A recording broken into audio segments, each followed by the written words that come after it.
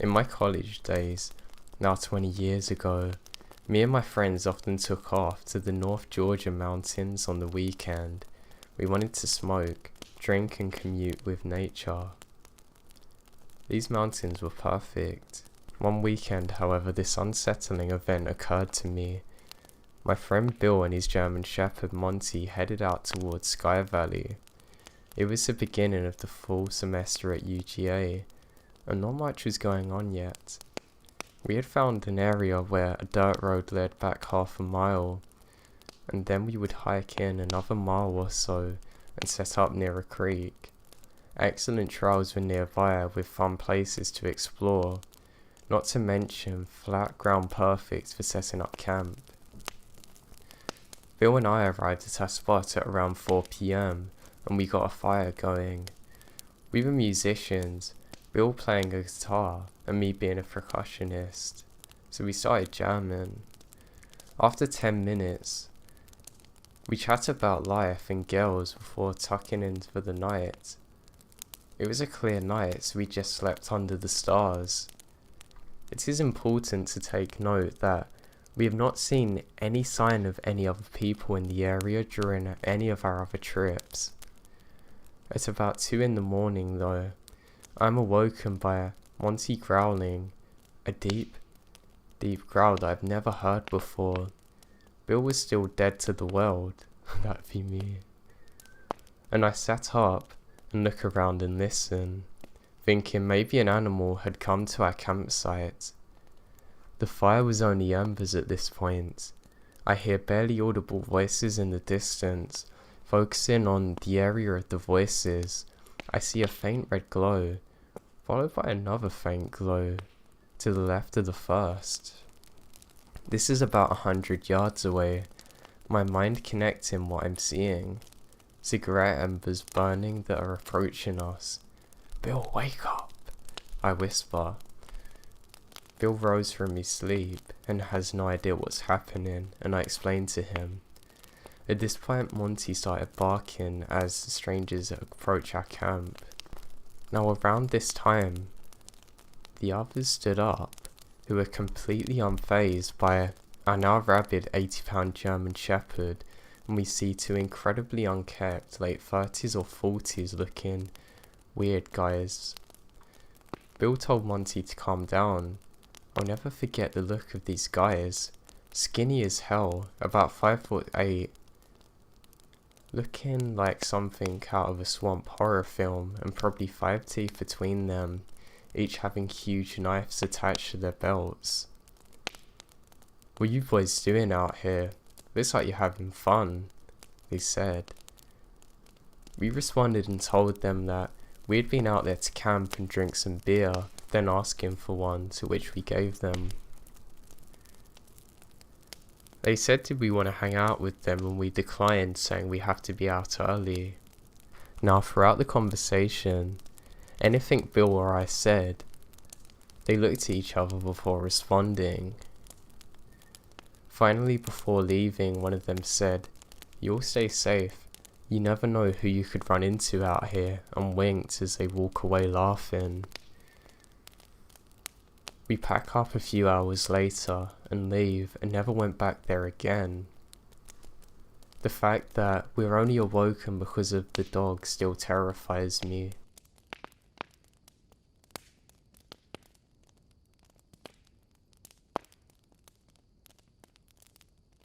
As I've mentioned in my previous post before, my family has had some remote land up in the mountains outside of Eureka.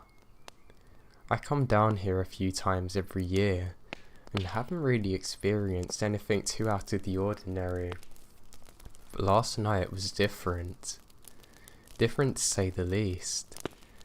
I didn't know this before, but apparently this area is pretty popular for UFO sightings. I still don't know if that's what this was, but I'm having a very hard time to come up with a logical explanation. We had a good fire going for a few hours, and after everyone else went to bed, it was just my dad, my fiance and I left. So we're all gathered round there, just talking. even about constellations. So we all leaned back and were staring up at the sky. My fiancé then pointed out a light that was noticeably brighter than the stars. It was steadily moving. Immediately I figured it as a satellite. But my dad chimed up with, "I don't think it is. Watch it for a second." My dad and I are hugely into aliens, and both have had a fair amount of sightings in the past. I focused closer on the light and saw it wasn't just gliding across in a straight line. It was zigzagging, back and forth, moving eastwards. Three of us are explaining about how weird it was when suddenly it screeched towards the southern mountains. I'm thinking to myself, okay, is this actually happening? The light just stopped suddenly, hovering above the mountain for at least 5 minutes. At this point, we're all saying it's definitely not a satellite, with the occasional comment like, "Wow, this is wild." The light started to shift again to the right until it was behind a tree, and we lose sight of it completely. We went back to the normal campfire for a couple of minutes, and my fiancé gets some drinks. As soon as he got up, the entire sky lit up in an almost painfully bright white flash, like lighting on steroids. This was a crystal clear night. There wasn't a storm on the radar for miles and miles. We couldn't even see one little wispy cloud. It could not have been lighting. My dad and I are the only ones who saw it, as most people were asleep and my fiancé's inside. There wasn't a single sound when it happened, no boom or rumble, but the entire mountain went dead silent for a few minutes after. I mean, honestly, it's just so eerie. It's like time around us paused momentarily, and my dad ended up feeling so uncomfortable and anxious that he just went to bed. The two of us stayed up for a while after, but we didn't see anything weird or any flashes, but we had a very heavy sense of unease afterwards.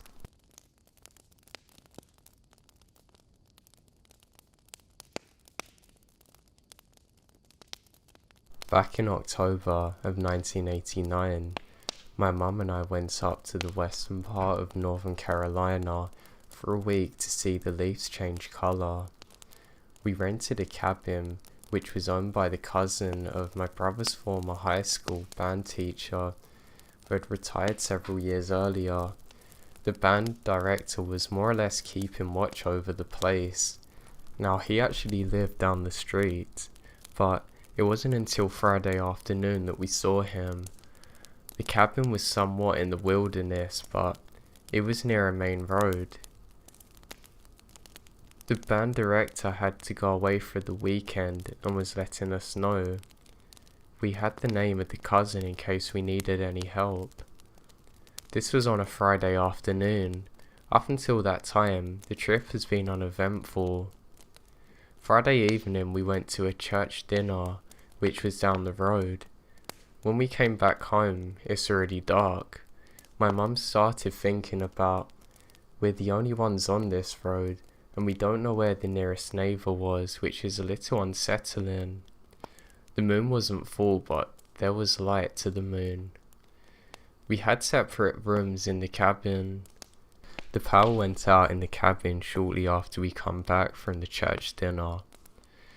Then my mother heard what sounded like footsteps, and she saw what looked like an outline of a hat. There was a man walking around near the cabin. Then we saw this hat disappear to the woods. By this time, both of us are terrified that this man is going to come into the cabin to hurt us. Both of us wondering if he had cut the power source. I decided to sleep in bed, which is near my mum's room. We tried to sleep, but then were awoken by an owl howling. My mum could see the owl's eyes, which were looking into the window. The drake couldn't be closed entirely. The owl didn't take its eyes off my mum the entire night. The owl also hooted all night. My mum tried to ignore the owl, but its presence really unnerved her, and this unnerved me. Neither of us could sleep at every noise that jarred us. It would be like, what's that? What noise is that? And every once in a while we would see the outline of the hat walking around the general area. Then it'd go off into the woods. Both of us are freaked out at this point, but we weren't about to leave in the middle of night. There was no phone in the cabin, and this is long before cell phones were in common usage. The power did finally come back on several hours later, or seemed to. Now originally we were gonna leave on the Sunday, but as soon as the sun came up on Saturday, we left. A couple of days later my mum got a call from the band director. Apparently the man we saw was a mountain man who was very weird and done weird things around other cabins and is known in the area.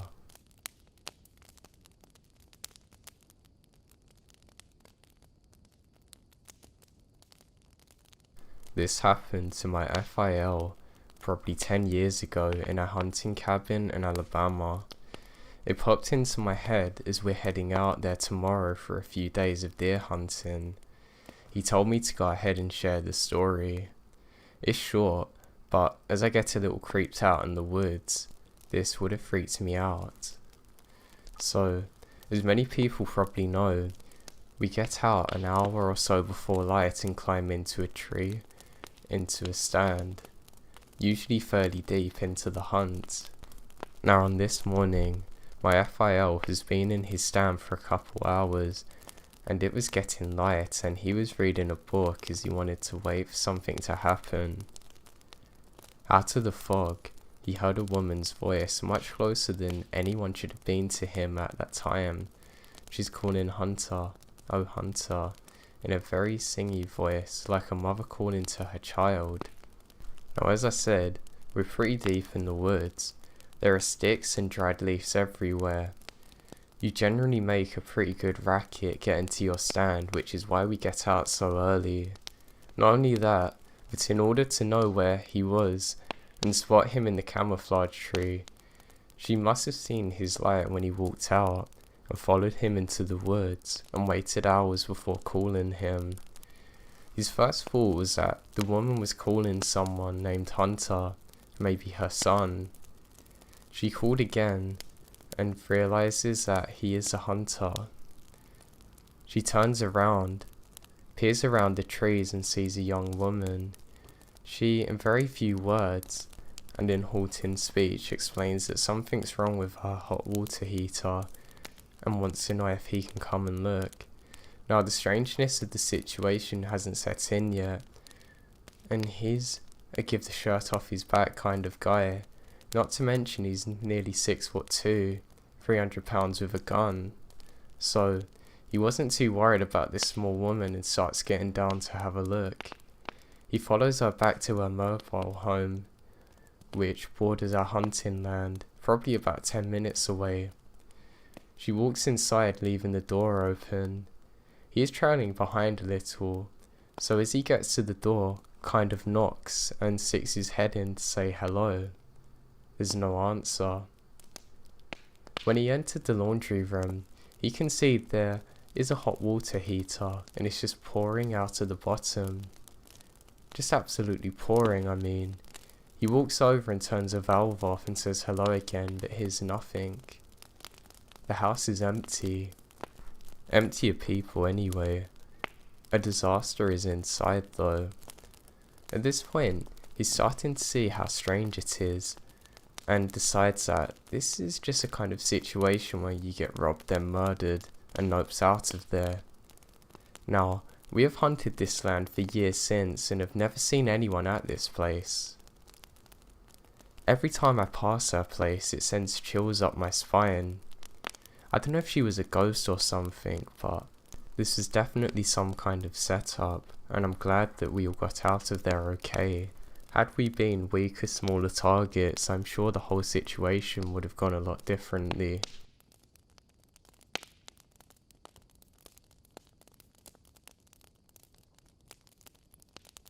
I went hiking with my boyfriend and a few of his friends.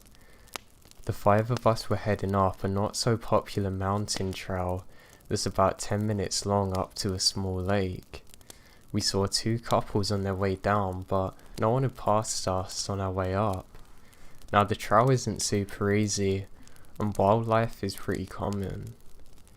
We see a moose about 3 miles in, so we're all on guard for more moose or a mountain lion or anything that can cause a problem.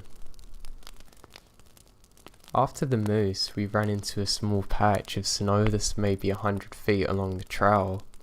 Past the snow, we walk about another 20 to 30 yards and find a deer's ribcage and spine. We gathered around it not saying much, and one of the guys turns it over with a stick. It was picked totally clean. After we stand up, an older guy is standing like 10 feet away from us just staring. Not one of us heard or saw him walk up. It was like he just appeared. After we make eye contact, he just turns around, jumps over the little creek, cutting through 18 inches of snow, then walking up the side of the mountain to disappear. Me and my brother were on a mission together one day to go and locate an old house on our property. Now, my family had miles and miles of land. Much of it was forested, and much of it was unexplored. It was dangerous to go out there alone, in case you got lost or trapped. I mean, you could easily break your leg on something, and not be able to get back for hours or days. But still, being outside was nothing new to us. When we both set off, we were both pretty young in our early 20s, and didn't bother bringing our cell phones because we had walkie-talkies. We had some lights on us and a couple of torches, but not much else. We had a rough idea of where the property was. We had been informed by our parents that there were squatters there, and it was our job to go and investigate. Because it is our land and somewhat feeling brave, we set off towards night. We're looking forward to the cool air and the moonlight. Now, as we were getting close to where we think the site is, we both stop hearing this weird screechy kind of sound. We're not fazed by it because we know that it's a weird animal out there. So we continue on. Now, I didn't say it to my brother, but I can't shake the feeling of us being followed or watched. I eventually mention it to him, and he says he feels the same. We've realised roughly where we should be and eventually find it. And wow, great, there have been squatters here. There's graffiti everywhere. Now the building's old, but it looks like it's been ruined by them. It annoys us because we know it's going to be a challenge keeping them out. All we can do is board up the windows and doors and hope they don't return. Now while we're standing in there, we think that my dad's come. We radio him on the walkie-talkie, but only hear static in reply. What more is my brother's doesn't work. We call out and say, "Dad, you're right about this," but get no reply. We're confused because out the window we can clearly see somebody watching us. We come back down and call out for him again, but he's moved now. We think maybe he's headed back and can't hear us, so we start walking that way. We're maybe only 10 meters away from the house when we turn back and can see that someone's watching us through the window. We think it's our dad playing a prank on us, so we shine our torch to blind him. But the second we do so, the figure immediately vanishes. Now, I've never felt fear like it in my life. I let out a blood-curdling scream, dropped my walkie-talkie, and me and my brother sprint all of the way back. When we get there, our dad's waiting for us at the table asking why we look so scared.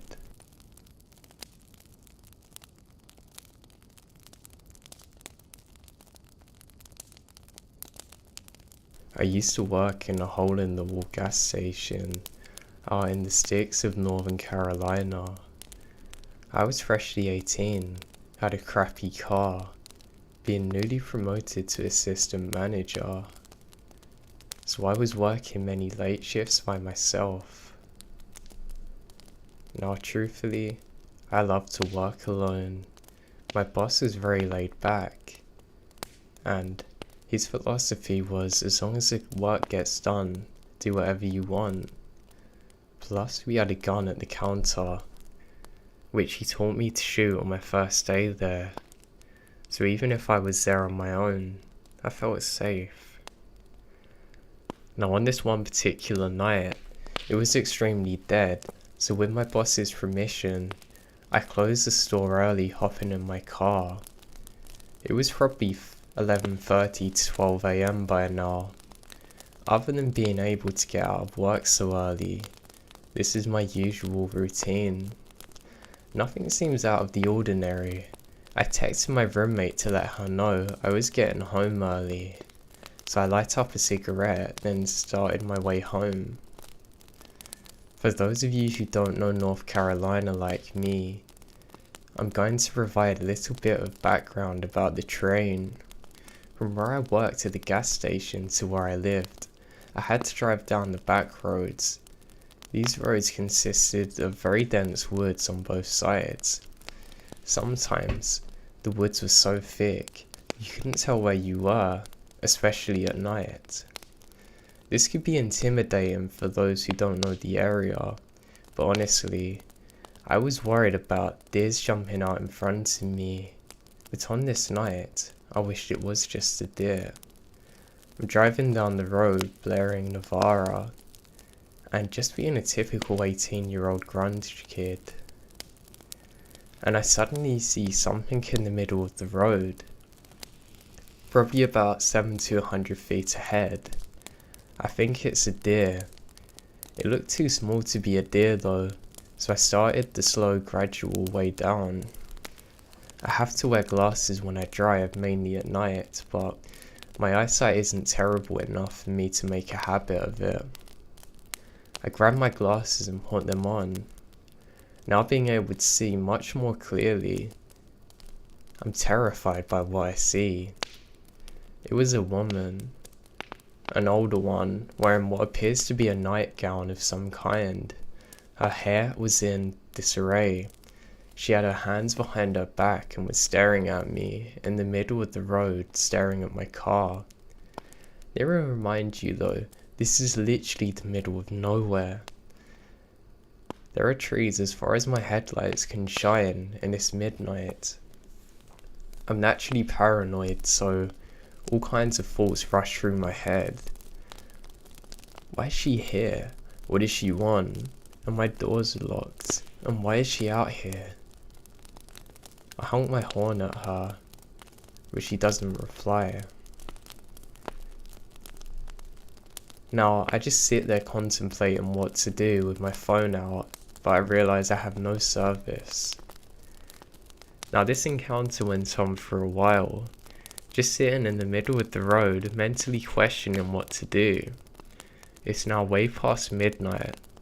She's still standing there, just staring at me with this zoned out look, hands behind her back, as if she's observing me. I'm starting to get tired of this, considering that I had to be up early for work the next morning. So I honked my horn at her.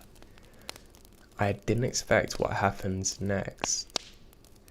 The woman's face turns from being spaced out to complete rage. She raises her arms up, looking like she was hiding something in her hands, lets out this horrid scream, charging on my car. As she ran closer, I realised she's holding something sharp. It looked like a knife or jagged piece of glass. During this moment of horror, I had a brief flashback to my dad giving me advice when I first got my license, which is, if an animal ever runs out in front of you, turn it into a bump bump. I love animals, so I couldn't bear to hear that, but now I think of his advice. Now, I hit the gas. She was running towards my car like she's gonna jump on the hood. I guess she realized I had the utmost intent to hit her, at which point she zigzags away from me and runs off into the woods. I'm still in flight mode. I didn't question what this woman wanted or where she went. I was glad she was gone and sped the whole way home. I got home at 1:30 and my roommate's still awake, waiting for me the entire time. She's extremely worried because it's way past when I should be back, and she's been calling and texting me. My roommate's aunt was a 911 operator who also happened to be working that night, so she decided to text her aunt to see if there's any silver alerts in the area. Immediately, her aunt texted back to say there wasn't. That alone gave me goosebumps to my core. There was no explanation as to where this lady come from.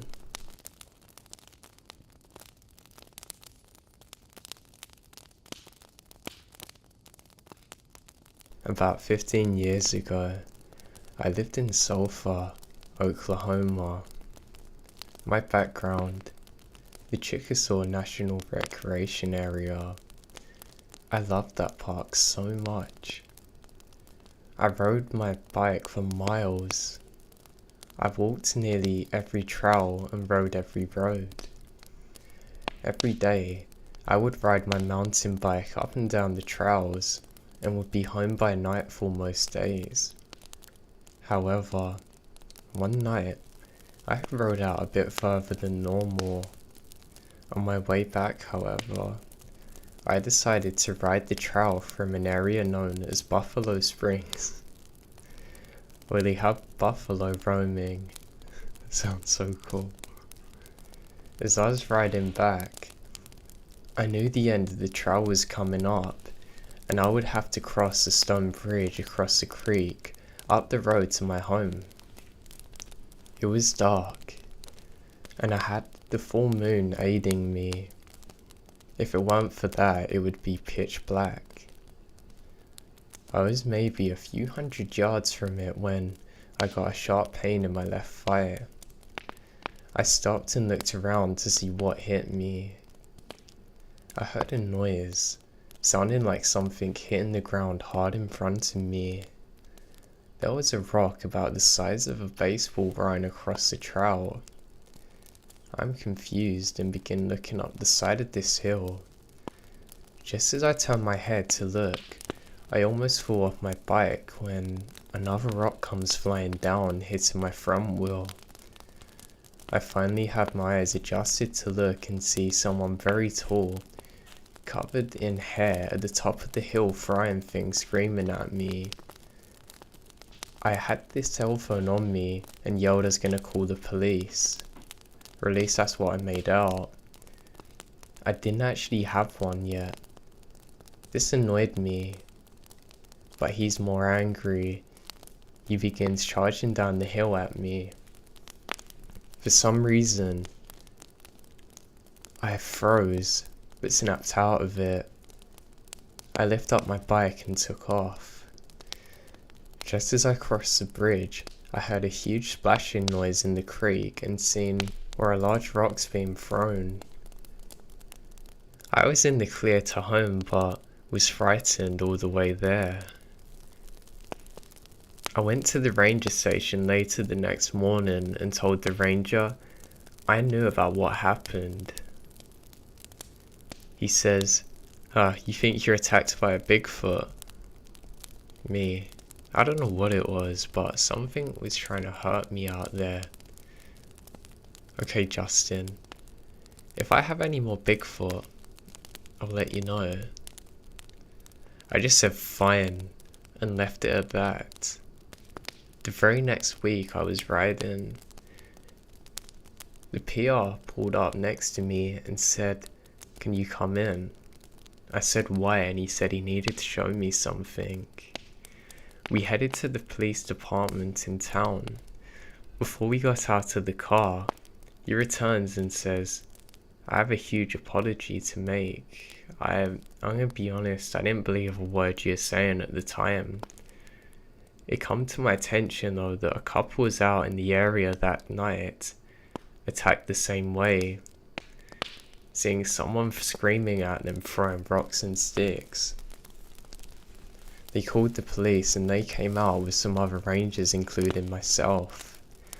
I immediately thought about what you said.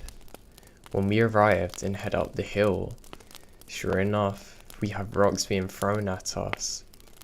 We have our guns drawn and are yelling. There's a 6'5" tall, naked guy covered in long hair. Apparently he escaped from the Veterans Center across the lake. Apparently he thought he's back in Vietnam trying to take out the enemy. I was very lucky because he was trying to kill me. We went inside so I could give the police my statement as to what happened. They had him sent to a more secure facility, and to this day I still get shivers when I hike the trail and I always keep my eyes open up there.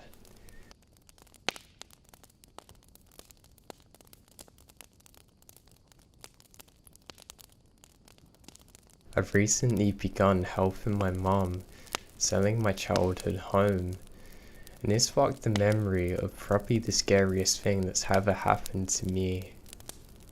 So me and my friends were 15. I grew up in a subdivision about 20 minutes away from any towns. It was a very safe neighborhood. Streetlights on the corners, lots of kids, lots of classmates lived there as well. And there was never any fear of us walking to each other's houses or anything late. Now my subdivision was about 3 miles long, and I lived on the end of it.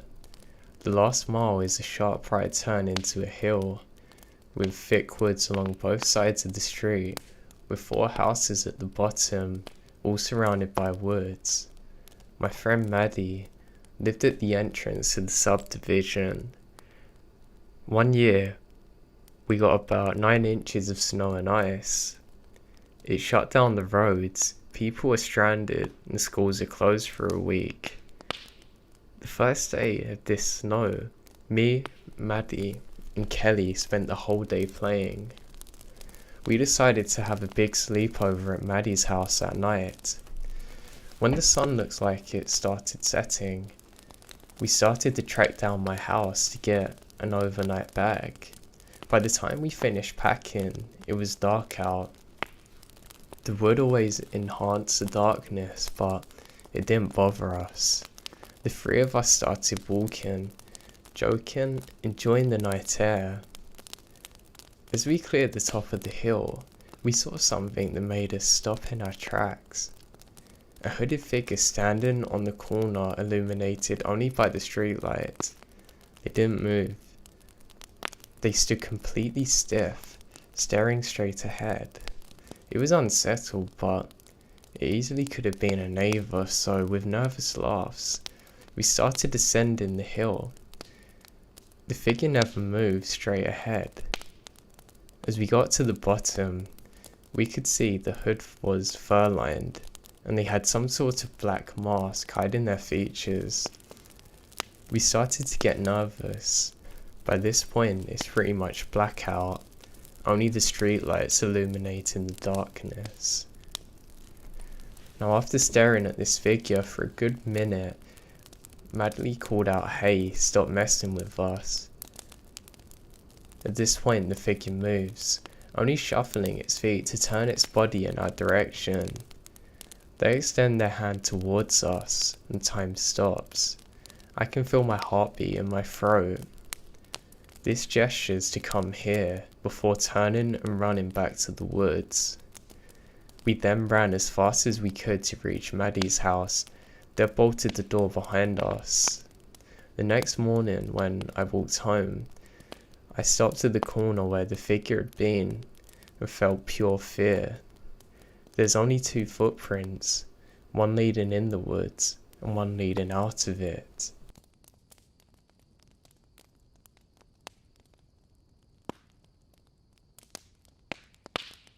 Last summer, I was camping with my partner and our 30-pound dog along a creek in a popular area in a nearby national forest. It was an established site, but not as a campground. It had a parking lot, fire ring, a nice flat area with access to the creek. Now in the dead of night, we're awoken by a large truck parked by our car just idling. Eventually 3 men get out. They enter our camp. They're talking quietly. The truck and creek makes us unable to hear what they're saying. I'm pretty sure it's not good though. Meanwhile, our dog has been growling loudly the whole time. Early on, I whispered to my partner to be quiet, hold the dog and hide. I got out of my sleeping bag and put my shoes on. The only thing I had to our defense was a forest axe, halfway between the hatchet and axe. Very useful for getting by in the woods. Now they took their time, perhaps as intimidation, but eventually got closer to our tent. I'd loudly popped the metal hatch, taking the sheath off, preparing to become an axe murderer. All 3 heard the latch. My assumption is they thought it was a gun holster, and they've run off, getting in their trucks, leaving without a word.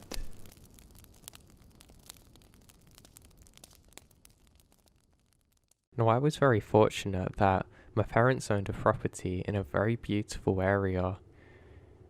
We had miles and miles of woodlands around us, and I don't know, I just fell in love with the place growing up. I actually still live very close to there today. It's only about half an hour away. Now during some summers, or preferably in the winter, I could actually go to the small property that they owned, deep in the middle of nowhere. The property in question was kind of like a cabin, but I'm hesitant to call it that because of the scale of it. It was more like a house, but technically not classed as one, if that makes sense. Now, honestly, the best memories I have was being out there on my own. All I needed was a radio for company. I'm not talking about the walkie-talkie one, just the one that you can actually turn on to listen to music. With lots of good memories there was very few bad ones, but there was one experience that I wanted to share with you all today. Now during the winter in question, it was a particularly harsh one. Not that bothered me too much, because like I said, I love being out there, but you had to be careful not to be caught out at night because of the frostbite or hypothermia that could very quickly take over. One issue I would find is that when you were numb to the cold, you wouldn't really feel your extremities going dodgy. For example, my dad got frostbite really bad on his toes once and actually had to have one of his toes amputated because of it, but at the time he thought he was completely fine. That was until he got home and took his socks off. But to my main story now. During one of these particular winters, I was staying there on my own and having a grand old time as always. The snow wasn't too bad really. It was enough that you'd feel quite cold if you stepped out in it, but not too bad. The trees looked beautiful too. What I loved about this particular area is that some of the trees you could actually see through because they didn't have any leaves on them, but others were thick and dense and it looked really picturesque. What I loved more than the trees was walking next to the streams that would flow. Those were the ones that hadn't froze over yet. I don't know, I just thought it looked so beautiful. I honestly can't get over how nice winter is. So in this day in question, it's about midday heading towards the evening when I head out. I say evening because it got dark very quick, but it was only about 5 or so at the time. Now as I'm walking through the path that I would usually take, I realised that nobody else has been here for a long time. I say that because there hasn't been much snowfall now, and there's no footprints other than my own. I look around and I just really think I'm so blessed to be able to live somewhere like this, which is truly beautiful and picturesque. Not a lot of people get to experience things like this as often as I do. There was some sunlight coming through the trees now, so I decided to put on my shades. A lot of people won't realise unless you live out here. Snow can actually be worse than a summer's day for your eyes, because when the snow is fresh set and not really disturbed or pure, it can reflect light massively and give you headaches. One of these headaches was coming on for me now. So the shades go on and off I go. I'm following the stream now because I think it's truly beautiful. I enjoy my walk and decide I'm going to go off for about a couple of hours and just loop back round again. This was before the time that you really had phones, so I was just keeping myself company with my thoughts, something that I often did and enjoyed. As I was walking, I had a strange feeling in my body, like I would suddenly become very warm. It's hard to describe, but it's almost like somebody turned up the thermometer inside my body too warm. I don't know, it kind of freaked me out, man. Like, it felt kind of like I was going to collapse almost, but not at the same time, if that makes sense. I decided I probably got too much on and slowed the pace a bit, because of course your heart rate is going to rise naturally the further you go. I continue through into a more dense part of the forest now. Up ahead of me I can see some logs laying on the road. Well, I call it a road, but it's more of a path, but that was my nickname for it because it was wider than the other paths. I think this is quite strange because it seems like they've fallen very recently. There actually isn't snow covering the bottom of them, which I think's really odd. It literally looks like something's come along, pushed one over and kept going. I look around to see if there's any tracks or anything because god, I really don't want to run into whatever this is. But there's nada. I continue forward and have to go across a log over the stream now. I'm very cautious of this and laughing because I fell in these before and it's very dangerous. It's not funny, but it kind of is to me. I don't know, I guess you make up your own fun on these adventures. I decide I should probably start looping back the other way now, but something was just drawing me into the forest even deeper. Now I can finally see some tracks next to me, and they look really strange. They're almost like giant hoofs, kind of like what a moose would make, but different I guess, and I know there was no moose in this area. It was odd, they just seemed to appear out of nowhere and disappear just like that. There was only about 6 of them, but I thought this was really strange. I thought, it's almost like a giant bird has gone and captured something that just appeared. I continue on my way and I notice there's a lot more trees that have been knocked over here. It actually gets a little bit worried now because I know for a fact that they shouldn't be like this. And why is there no other signs of life? I decide not to worry too much and just pick up the pace a bit. I'm no longer worried about being too warm now and decide that I really just need to get back home. I look off to the side and I can see a tree that's collapsed, and this one's big. It almost looks like somebody's done it on purpose to live there.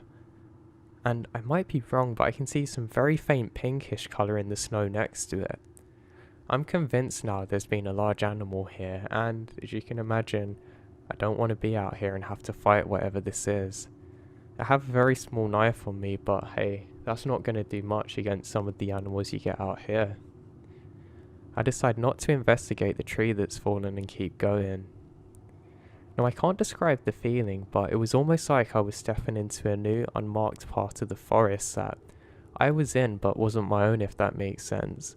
Almost like I've stepped into somebody else's world. The trees seemed much more intimidating now and larger than life almost. This is odd because I've lived out here my entire life and never really had this feeling before. I decide to stop for a second and there's silence. I mean, this is perfectly normal out here, but it just felt different this time. I look around again and there's some more tracks again in the snow. Just the same as before, strange hoof markings, but this time they're in a single file. I think this is odd because most animals actually have 2 pairs at the same time, and you can normally see the difference with this, but in this case you can't. I think this is really odd, laughing, thinking it's probably an animal that's only got 1 leg hopping along because that's exactly what it looks like. Again, I think this is really bizarre, but I must go forward. I don't actually check the direction of these tracks too. I decide to do a light jog just to try and beat the sunlight, and as I'm doing so, I can hear a strange trailing sound off to the side of where I'm standing. I think this is really strange because, again, there was silence up until this point, but I decided to keep going further. Now, God, I was stupid. I'd been out here in the dark now, and if you've ever been in a forest before at night, it's pretty much impossible to navigate. Everything looks exactly the same, and snow can actually pick up and block in where you've come from, so it's not like you can follow your own tracks. Luckily for me, I actually know the direction I have to go in now, and kind of look back to where I was, knowing the direction I come from. Now what I find really odd is that I can see my footprints, but accompanied by the hoofs again in a single file next to me.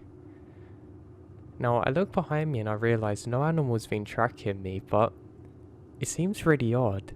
They're at the rough same depth as my own footprints, and for those of you who don't know what that means, basically there's not been any snowfall that's changed the depth between both of ours, so it must have occurred at roughly the same time, but nothing's here. I think maybe it's a hungry animal that thinks I have food I can leave for it. Well, I'm gonna treat it today. I have a protein bar in my pocket and I throw it off to the side. That was dumb. I go and pick it up and break it off more, throwing them in all directions. I don't know what animal this is, but I know for a fact that I don't want it to follow me. I feel a little more safe as I come back closer to where I know I can get back home. Just as I'm making my way forward, there's a strange knocking sound on the tree. It sounds very heavy, almost like it's too loud to be a person that's made the sound. I mean, even with a hammer, it's more like a powerful thud that doesn't make sense. I turn back and I see movement. I can't believe what I'm seeing though. A tree falls just maybe 20 feet from where I was standing. There was nothing around it to make it fall though. And then, a creaking sound, a snap, and a loud thud. This time I feel the ground vibrate next to me. What the hell was that? Another tree falls just next to me. It literally looks like something's leaning on them, pushing them over, but it isn't. Nothing is. I didn't know what was happening, but I knew I had to get out of there, so I quickly do a jog. As I start jogging again, I realise that I need to look over my shoulder, but I'm too scared to, deciding I must press on for as far as possible, then stopping to look around. I eventually make it up to a really nice clearing, and I feel safe again. I decide to clear the snow off of a rock and sit down, doing so to make sure I don't get wet. I'm not that far from home now, but I don't know, curiosity gets the better of me. I let out a large hey to see if anybody can hear me or anyone's in there playing games on me, but there's no reply. Dang, I was certain I'd cracked it. It was some stupid kids or loggers who didn't know I was there. Really odd. I decide to walk out into the clearing more now. I can actually see for quite a long way around me at this point, so I'm not really too worried being here. I hear it again though. That familiar sound of a tree falling. I say, God, what now? And just off in the distance, a tree falls. It's quite far away from me, but it was unmistakable. I go, what the hell is happening? An earthquake? It's not possible. What is this? As I'm standing there, I hear the same again, this time very close to me. I decide that this time I'm going to be brave. Well, by brave I mean standing out of the way from the trees, but I can't believe what I'm seeing. Another tree crashes down just in front of me. I'm pretty sure that I've lost my mind now. I look down and look at my hands, deciding to hit the back of my hand to see if I'm in a dream or not. Nope, I'm not. I can suddenly feel a piercing feeling though in the distance. I don't know exactly how to describe it, but something just feels really odd. and that's when I noticed it. Just in the slight darkness of the forest, I can see eyes staring back at me. Now it really looks like a large animal crouching down, but something's different this time. The eyes are red. Not blood red, but just red. It's really strange. I've rubbed my eyes for a second and the thing was still there. No more trees are falling now, but something is very off. Never in my life have I ever seen anything like this. It's honestly like I'm in a dream or movie, but not a good one. One where the ending's bad for the main character. I look around to see if there's anything else, but nothing. Now whatever this thing is has gone. Now I'm met with two options. I can either go back from the way that I've come, or go the opposite direction to where the trees are falling. I decide I should go to the opposite direction and get to the trees. I think it's safer to be away from this thing, and I start sprinting along in the snow. I have to be careful because there's lots of rocks and things on the floor, and I'm quite clumsy at the best of times, so I'm trying my best to be careful here and not get hurt. I have to capture my breath again because if you live in an area where you've never been in snow and ran in it before, it's actually an extremely difficult thing to do. So I have to stop to capture my breath, and I look around, relieved that everything seems to have gone back to normal. I start walking again now, trying to get to the other side back to civilization. I look over my shoulder and there it is again. Eyes following me. Whatever this thing is has definitely got closer to where I am now. Now I don't know whether it is somebody with torches or something messing around with me, but it seems extremely improbable at this point. The strangest thing too is that it doesn't blink once, which makes me think it wasn't some kind of animal. Again, I must press on now. I make it even further along before I have to stop again. I look down to my side and to my horror, the hoof marks have followed me again. Single file, but I've realised this thing is much bigger than I am. I have size 13 feet and this is at least 2 or 3 inches bigger than my own shoe print. How the hell did this appear? What the hell is happening? I feel almost embarrassed to say it, but I panicked now. I don't remember how long it took or how it happened, but the next thing I can remember is me sprinting. I sprint back to the start of where civilization should be and across a small bridge. I slip initially and luckily catch myself on one of the wooden pillars at the side. I could have been in a world of hurt or probably died if I'd slipped through into the ice because not only the cold, but there would be no help here. I look back and there's some movement again. It just looks like a black mass. Now, I can't say for sure at this point whether it wasn't a jogger or not, and I confuse the two, but as you can imagine, I kept going. I just hoped it wasn't a random jogger who was going to be attacked by whatever that thing was. I met with the familiar thud sound again that reconfirms that this isn't a jogger. Another tree's fallen, but this time much further away. This is the first relief that I feel in a long time. I keep going now. Most of the light has faded now, but luckily I know the way back and I can actually follow my footprints in the snow to get back where I need to be. And then I make it back to home. After God knows how long. I'm finally back at the start of the civilization, and I don't have to go much further to be back in the warm. I decided that I needed sleep, I needed rest, and that's what I got. I probably slept for a good 12 hours that day. In the morning, I couldn't bring myself to stay for much longer out there on my own, so I called my parents to say that I was going to be going back to stay with a friend. They said sure, that's no worries.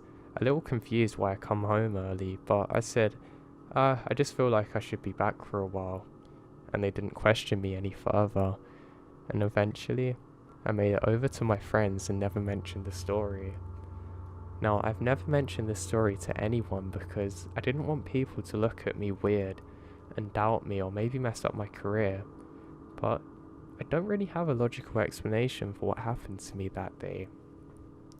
I've never seen anything like it in my life. I would really like to think there was a rational explanation, like, oh, there was some crazy logger going around playing tricks on me, but it just does not seem to be the case. Maybe there's some kind of animal out there that I don't know about. I don't want to call it a Sasquatch because I'm sure it wasn't that, and I don't really believe in them, but I don't really know what else to make of it. The best thing I can think of is that it's some strange animal, but what really gets to me is following my footprints and nothing around me. That makes it seem supernatural or paranormal, but it just can't be, surely. I never really got an answer to this, and it still haunts me to this day. Every time I look at the forest, I feel half prepared to see them eyes glowing back at me. And every single time there's something that falls on the ground close to me, I get shudders and flashbacks to that experience on my own. I never got answers to what that thing actually was, but I'm not sure I actually want to know. I've never experienced anything like this or heard of any other similar stories, so I just don't know what to think.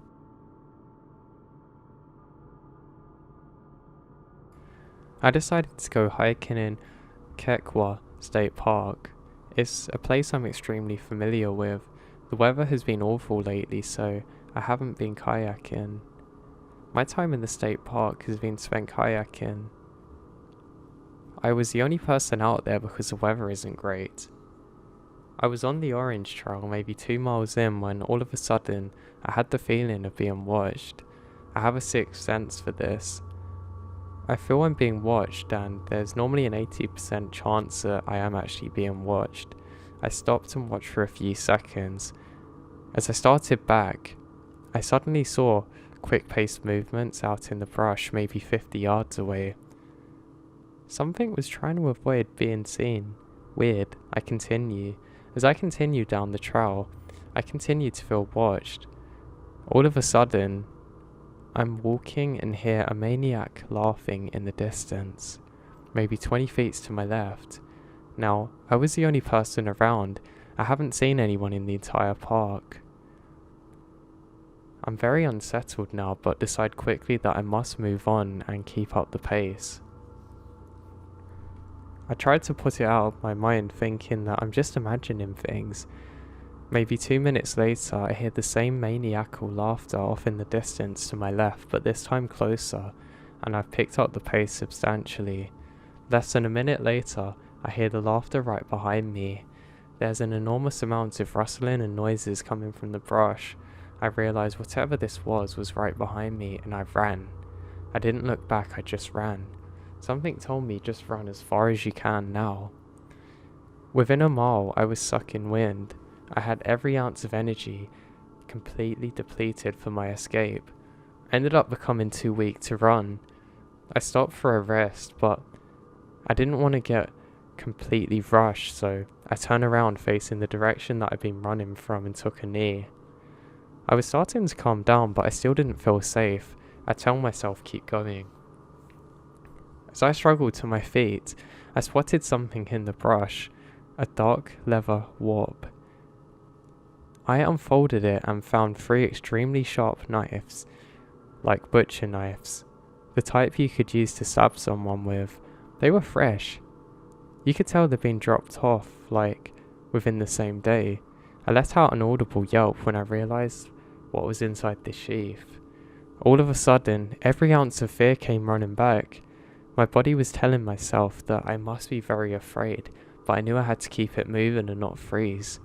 I ended up running back to civilization. I didn't grab the knives because, well, it would add an immense amount of danger to the situation. I had the feeling of being watched until I was about half a mile from the trailhead. Something was out there. Something that I don't know. Now, I'm not really scared of people, so the fact that my body was telling me to be very afraid and keep moving shows something was very off.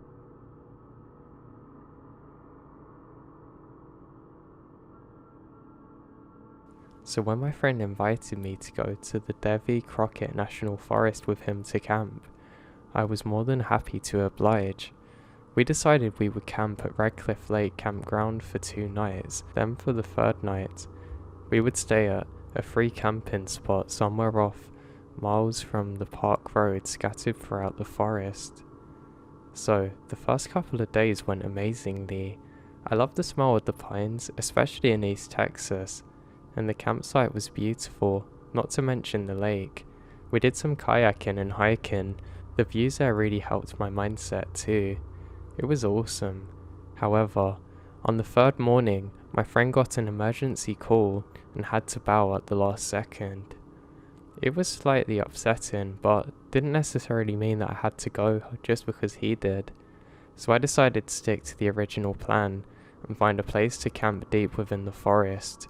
After he left, I headed to the nearest forest information center and snagged a map. The map showed the nearby highways in the forest. I scouted a couple of park roads and made my way towards them. Another maybe 5 miles out of town, I find a park road, which is indicated by a numbered sign and is only a dirt road. I head down it and settle in for the adventure. The road wasn't very narrow, but it would have been a hassle to move 2 trucks around each other, which I didn't really encounter. I kept the map on my lap and followed the road with my fingers while also checking the road ahead for potholes. The woods got super dense around me and darker, and it all just kind of enveloped my truck.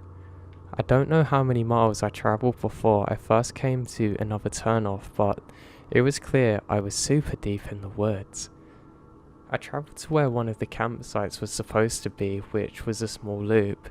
I turned down and to my surprise was met with a couple of trucks and RVs, or occupants outside cleaning guns or dressing deers.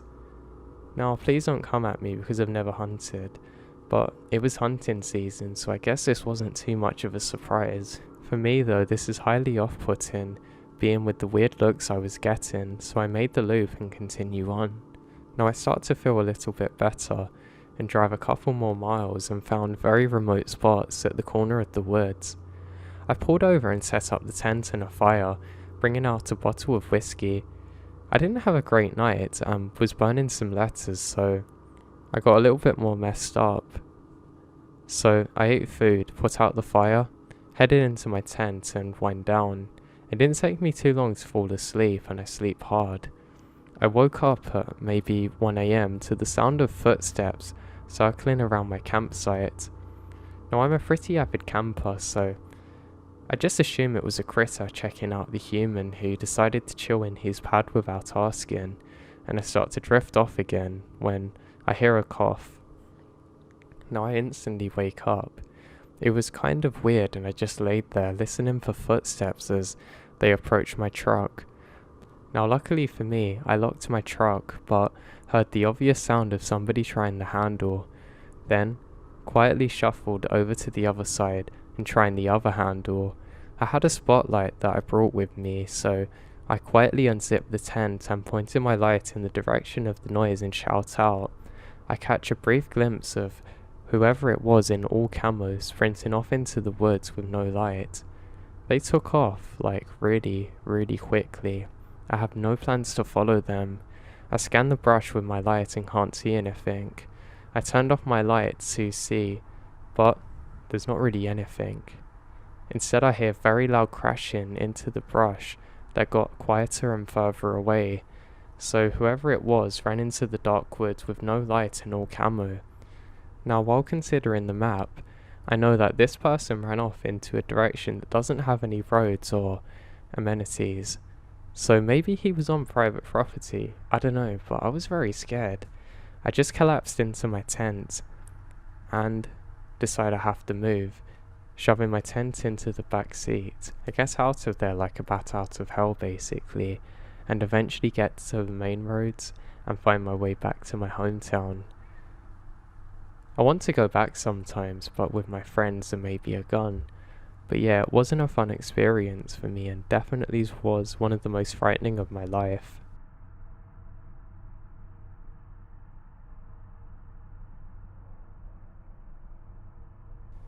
So in 2015 and 16, I didn't know what I wanted to do after high school and joined a gap year program in the Colorado Rockies, specifically at Snow Mountain Ranch in Gunnaby, Colorado.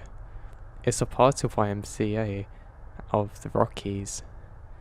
It was an awesome gig because although I worked, the room and the board was paid for, and I spent a lot of time hiking, canoeing and adventuring out of the resort with friends I made there, to lots of different towns, and honestly these are some of my best memories.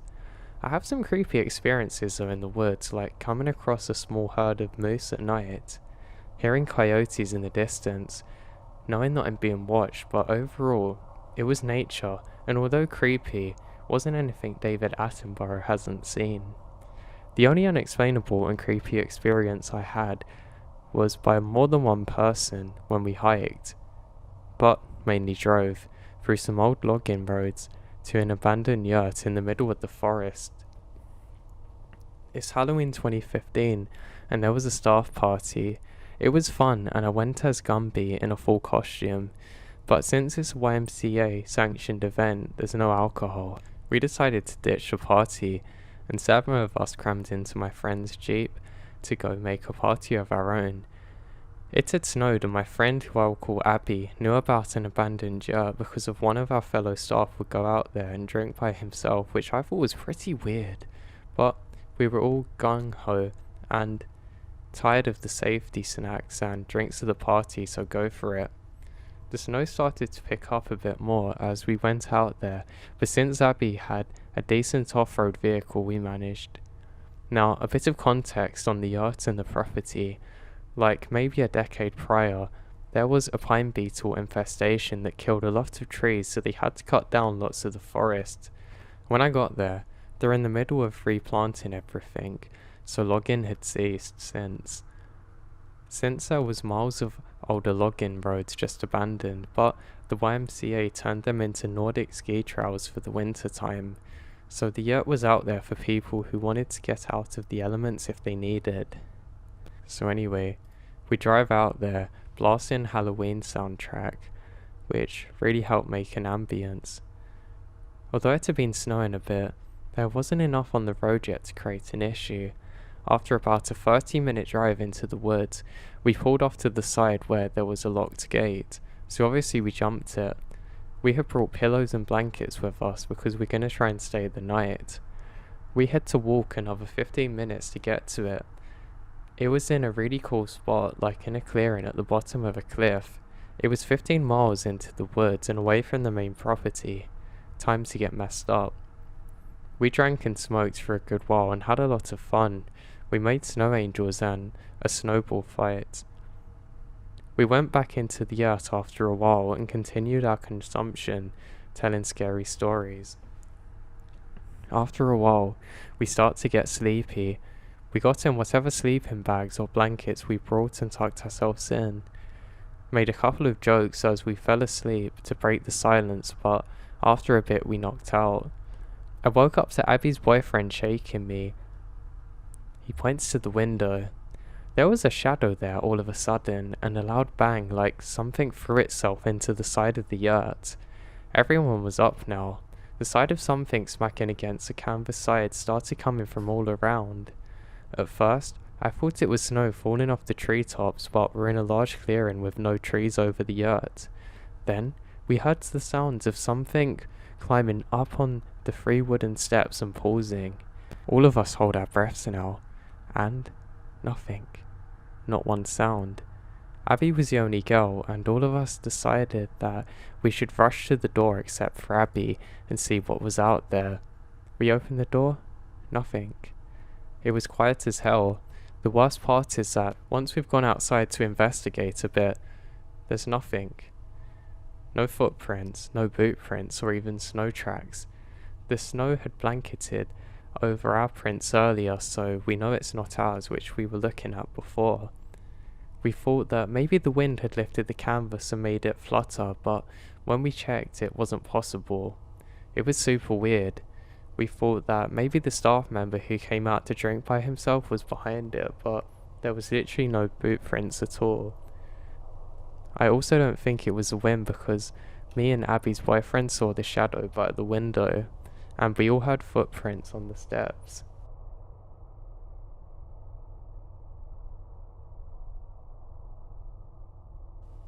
Now this story takes place in the early spring of 2016. I was living in the Rocky Mountains in Colorado and come home to spend a bit of time with my high school friends. One of our favourite things to do was to camp together and hike, since we all had a heavy affinity for the outdoors. On this particular occasion, we decided to tent camp at a park on Lake Georgetown in Georgetown, Texas. It was a public campsite, but I guess because of the time of year, we were the only ones in the park, so with this, we picked a site very close to water.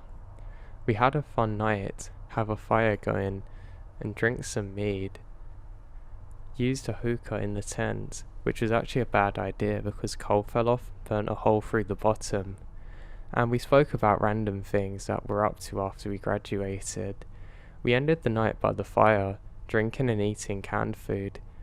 One by one, each of us left the fire and retired into the tent. Me and my best friend are the last ones in, since we were right up on the water. We filled up a bucket with lake water, separated the logs and doused the fire. We then both drunkenly meandered our way over to the tent. Now I've always had trouble sleeping. Even when I'm drinking, I tend to just hang around for a bit. So I just lay back, staring up at the stars through the screen ceiling. I'm not sure why I did fall asleep, but I managed to relatively quickly. I do remember waking up with a bright orange light. At first, I thought maybe it was a friend that went to grab something out of the truck, who was unlocking it, triggering the parking lights. But this orange light got bigger and moved too much to be stationary. I unzip the tent flap and see the fires going again. Now, this happened to me before. If you don't douse a fire enough, it can still reignite with enough oxygen, or depending if something was thrown in there, can burn for a while. But then I noticed that there are pieces of fabric and paper and the fire was going. I woke up my friends and they're all as creeped out as I am. That's when we saw something at the end of the brush. There was a guy in a red jacket who had kind of balding hair. He's staring at us with an empty stare with an empty bottle in one hand. It made our blood run cold, but also, being dumb kids, but he already made a head start. And that's before we made the decision. He was already getting away. We left the next day and called whoever manages the park about the incident. We had checked the fire to see if there was anything salvageable, but unfortunately everything is incinerated. They told us that the Georgetown PD would do more rounds in the park, but that was about it. We quickly forgot about it because it was a pretty one-off experience and the dude didn't hurt us directly. And of course, we all started going to college and stuff, but it was still a pretty scary experience for all of us. Working as a park ranger, there was lots of crazy things that I've seen out in the woods on my own. I'll go through a few for you today. I remember one time one of my colleagues radioed in saying that he was sure he saw a meteorite or a white UFO crash in the distance one night. I said, okay, I don't know what you've taken, but I'm gonna go and investigate, half joking with him. As I set out in my truck, I realised that there was some kind of emergency beacon, and my god, he wasn't wrong. There was a fire trail in the woods that luckily hadn't spread, and half expecting to find something from out of this world, I was very surprised to find a plane that had crashed. By the grace of God, everybody lived from the accident and was fine, but it was crazy to see. Honestly, it was like something out of a movie. Now that was my first story. The next one is a complete different thing. It was when I was on vacation in a desert with some of my cousins. Now we were going on this long hike and it was close to nightfall. Now my youngest cousin kept on sprinting off and it didn't bother us because a few of us were actually rangers or had military experience, so we felt relatively safe. Now, my cousin twisted his ankle and we're all quite annoyed because we know how dangerous this is. If it's a fracture or break, it's gonna take a while before we can get back to help. Now, I rush over to go and help him, and I also fall down too. I fall down onto rocks and land on some kind of scrub, or destroyed wood. I don't really know how to describe it, but almost like a big bit of wood that's been there for years that was once a tree. Now this thing snaps and my other cousin grabs my arm and says, "Jesus Christ." I say, "Yeah, I know it's slippery here." He says, "No, look." He then shines his torch off to the left, and I can see literally hundreds of cactuses below. It was a good 20 feet drop down off of these rocks too. If I had fallen into them, well, I don't even want to think about what could have happened. More than anything, I was just glad that my youngest cousin hadn't gone and got hurt, because God, I wouldn't be able to forgive myself if that happened. Now, for my next story, this is more just creepy than anything. I wouldn't necessarily say it was a paranormal experience, but just something really odd. Now, while I was working as a ranger, one particular evening I got a call out to go and investigate a potential illegal fire, and I thought, yeah, that's fine. I wasn't too worried about it. To be honest, normally the fires in the area that I was working in didn't spread very quickly, so you didn't have to worry much. It wasn't like there was going to be huge wildfires, and the firefighting service were extremely good where I was based. I radio in and say I'm only about 10 minutes away, I'll go check it out. Now, I remembered going to investigate this area, and when I got there I can't see anything. There is, however, a strange light just above the tree line. I think this is really odd. It's not like a plane or helicopter, more like a drone, but this was actually in the times before we had drones, so I think this is a bit odd. It eventually flies off really quickly, and I think maybe the military are doing something here. Eventually I make it back to the station and radio in what happened. Someone else answers saying, "Thank God. We haven't heard anything back from you for hours. What happened? We're really worried about you and we're starting to investigate." I confused, say, "No, I was only out for probably 20 minutes. What are you talking about?" I then look over to the clock and I realise that I've been out for a good 5 hours. Even to this day, I still can't explain the experience, and it kind of gives me chills in a way. Now, for my last experience, it's kind of a weird one, but I want to know what you guys think about it. So this story actually comes from a friend of mine and not me directly. He said that he was out on a hike one day when he becomes completely lost. Now, he was lost to the point that he thought he wasn't going to make it back, and he didn't have any communication equipment at the time. He had basic survival training, so was actually okay, but he really thought he wasn't going to make it. Now, one morning when he was trying to figure out what to do or praying for signs of rescue, he sees a yellow dog up ahead of him. He's convinced that he's hallucinating, but he goes over to see what it's doing. It's playing with something in its mouth, and he quickly grabs it off, realizing that it's his shoe. He puts it on again and says, "Hey buddy, what are you doing here?" with the dog beginning to walk off. He decides to follow it. The dog keeps looking back and pointing almost in the direction to go. He says he's accompanied by the dog for at least 2 hours until eventually it runs off down an area that he can't actually see into. Worried about losing his friend, he sprints off after it, and he's met by a group of other people. It's a search and rescue team. One of them runs over, giving him water, saying, "How are you?" He says, "Great, your dog must have saved my life." He looks at him a bit weirdly, then at his buddy and says, "You need some water, bad." And eventually he gets taken off to a hospital. He eventually recovers and is completely fine. He goes to ask some of the rescue team what happened to the dog. Was it a wild one? And they say, "There was no dog there. We didn't know what you were talking about. We thought maybe it was a stray one and you got bitten or something and were going crazy, so we had a look round, but there was definitely no dogs." Now, what makes this even more weird is the fact that my friend still has that shoe to this day, with clear bite marks from a dog that couldn't be made by a person.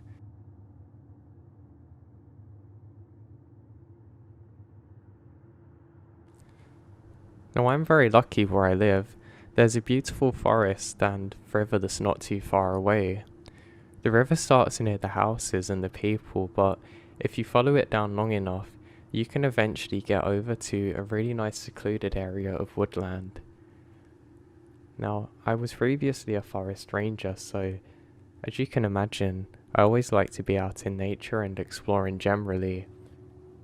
Now, for a while I didn't actually go out much. I still wanted to explore and whatnot, but I couldn't be bothered where it was extremely cold, so I waited until it became around April, May time, and I once again started following the river. The river had some birds and things on it, and some other big fish that you would very occasionally see in the river. I never bothered to fish any of these because I couldn't be bothered to, but I thought it was a really nice touch. Often I would find myself putting in my headphones, listening to some kind of book or just relaxing music and having a stroll down. I don't know, sometimes you can feel like the world's getting on top of you for no reason, and it's important to just get outside to relax. So in one particular morning I was doing just this. Now I know what you're thinking, surely if anything scary was going to happen it would be at night, not in the very early hours of the morning, but wait, I'll get to that part. So I set off like normal. I decided to stay far from the river because the rocks actually really hurt my feet sometimes and I have an issue with them. I say hello to one of my friends as I'm walking and I can see that he's just sitting by the rocks having a good time relaxing.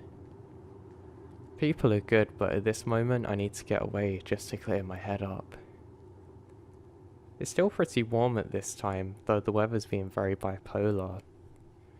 I continue down until eventually I'm just out of sight of the other people. Now the area that I live in doesn't really have many people to begin with, so you don't have to go very far to be truly secluded or in what feels like the middle of nowhere, and often is. Now when I'm walking, I see a very large thing flying out of the corner of my eye. I just catch it before it goes off into the tree line, and I realise there's a very large bird there. It's strange because it looks all black and its beak looks very big. I think this is pretty strange because I've not really seen these before. It's hard to describe, but it's like a larger than life crow. I think this is odd and I continue onwards. I turn off my music for a while because I want to save my headphones and phone battery.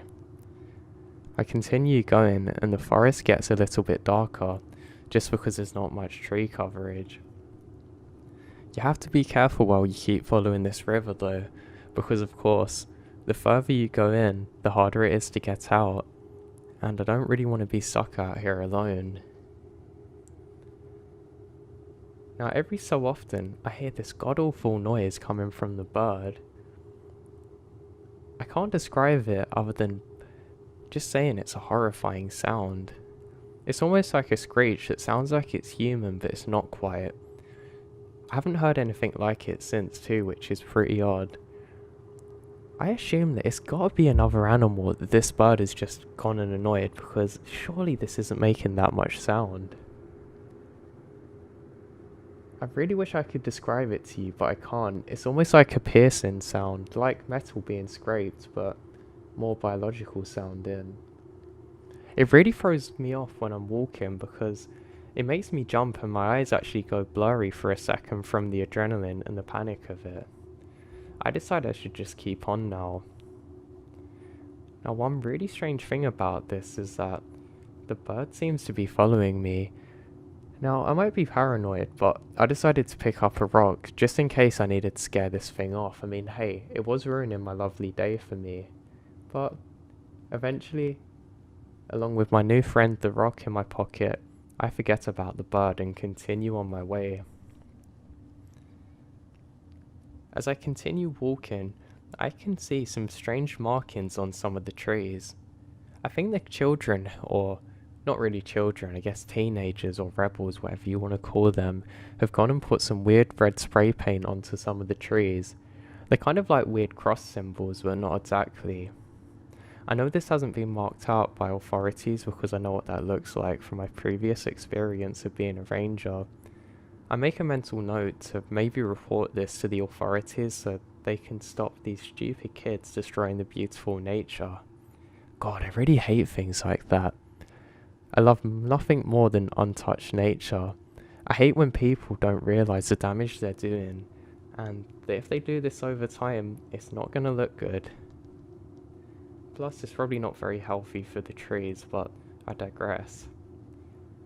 I continue on to my walk until it's about midday. The sun's still nice and high in the sky, and I'm just sitting down to relax for a bit. I decide that I can't really be bothered to walk much further because my feet have started hurting from walking on the rocks close to the stream, and I want to get back to eat. I'm starting to get hungry. I have 2 small protein bars, but they aren't really doing it for some reason. As I'm sitting down, I realise that the hair on the back of my neck has stood up suddenly. I think maybe a mosquito's landed on me, and I actually slapped the back of my neck to try and kill it if there is. Nothing. I just slapped myself for no reason. I think that's a little odd. I suddenly noticed some movement again in the distance. Now, I can't make out exactly what it is, but whatever this is on the ground now, and I know for a fact it's not that bird. I think maybe there's some animal around. I'm not really in an area that has big bears or animals like that I have to be scared of, but you never know. If one of these things is hungry and injured or thinks I'm trying to get to its babies, I don't really want to be standing in its way. I decided I should pick up the pace and go a little further. It's starting to get cold too, which is annoying because I've only got my light jumper and shirt on. I originally had the jumper tied around my waist but quickly put it on. Now, as I continue on, I can't shake the feeling that something is just off. I was kind of triggered by the symbols, and that starts to race through my mind again. As I continue on, I stop suddenly and realise something looks off. I look off to the left, and I'm sure I can see somebody standing by a fire moving round. I look to the right just to make sure there's no other ones, and to my left again, and the person vanishes, but where they were standing is exactly the same. It looks a little odd because there's lots of foot tracks around, and they look recent. I decide I should be very cautious now, and slow down for a minute, stop, breathe, and just observe. I definitely can't hear anything, and I decide that it's just my mind playing tricks on me. Now I know what you're thinking, oh, you're a ranger, this shouldn't happen, but trust me, if you're in a job that's that isolated, you actually get used to the fact that sometimes your mind's going to fill in the gaps. It's not necessarily from you being bored, but more your brain. There's a thing where your brain tries to create images that aren't actually there. And, I don't know, I'm not a scientist, but look it up and you'll know what I mean. So, I hesitantly make my way over there.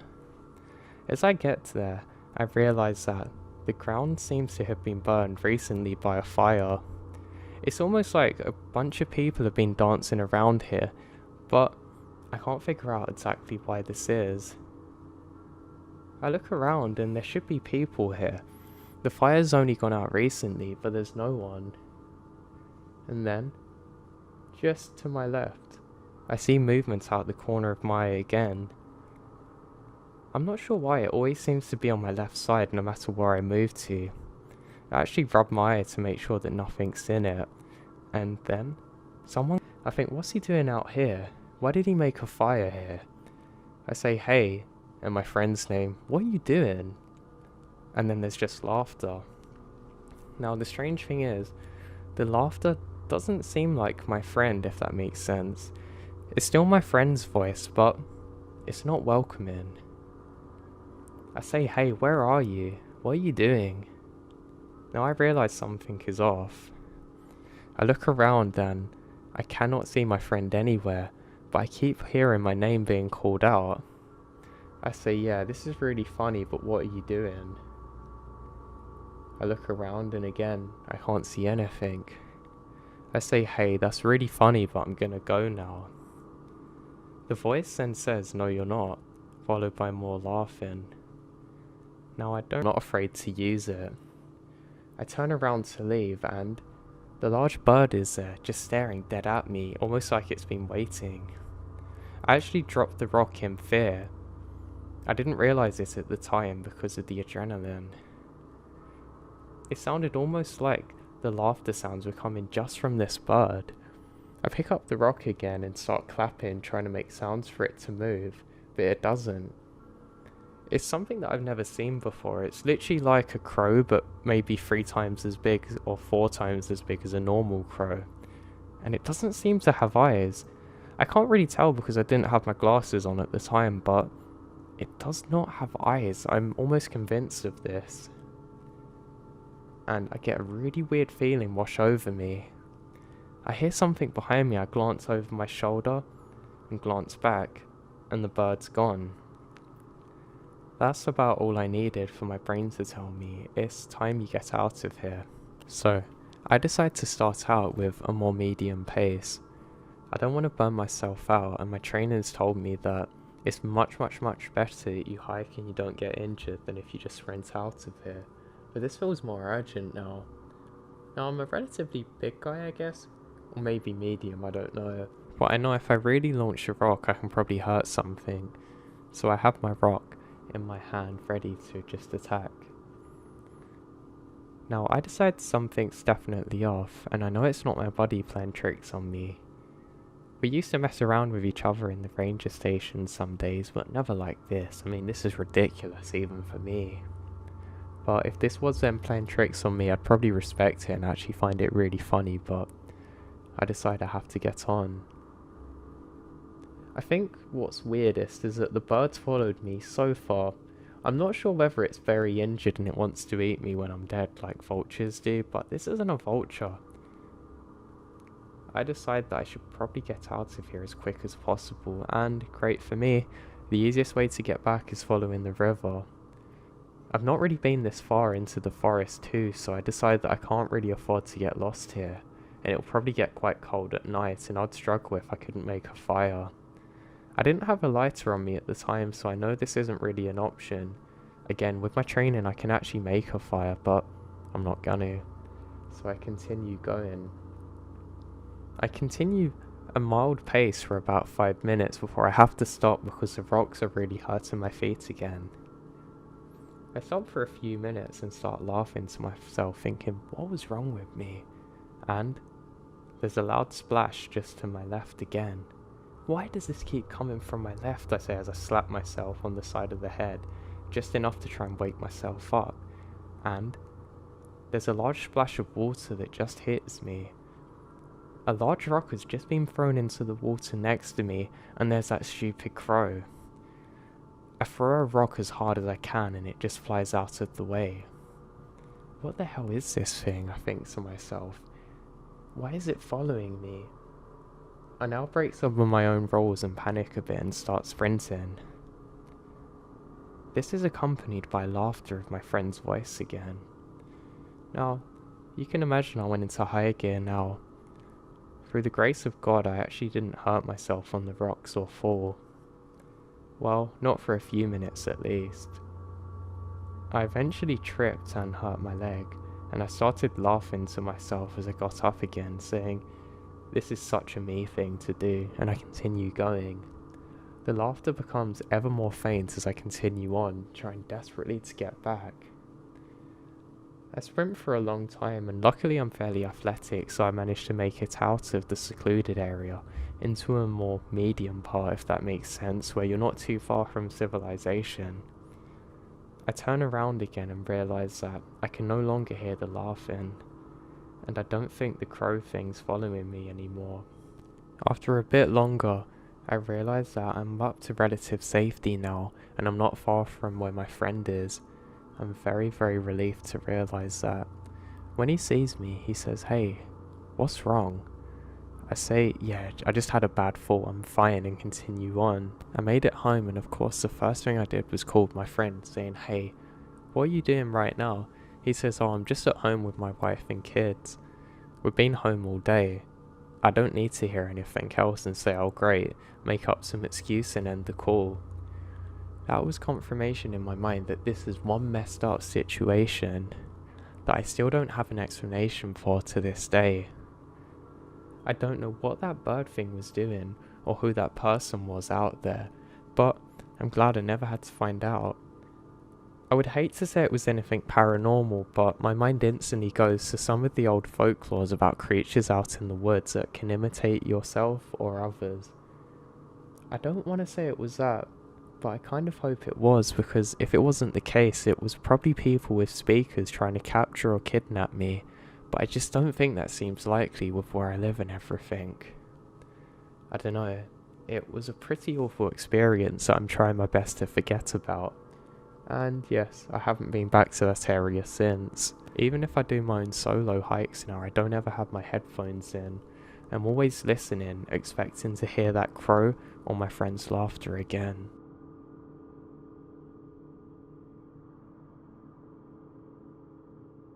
I was hiking with my dad in late September on the west coast of Vancouver Island, which is usually when bears are flanting up for the hibernation are most likely to be aggressive, and since we're a couple of days walk from either the trailhead, we're on high alert.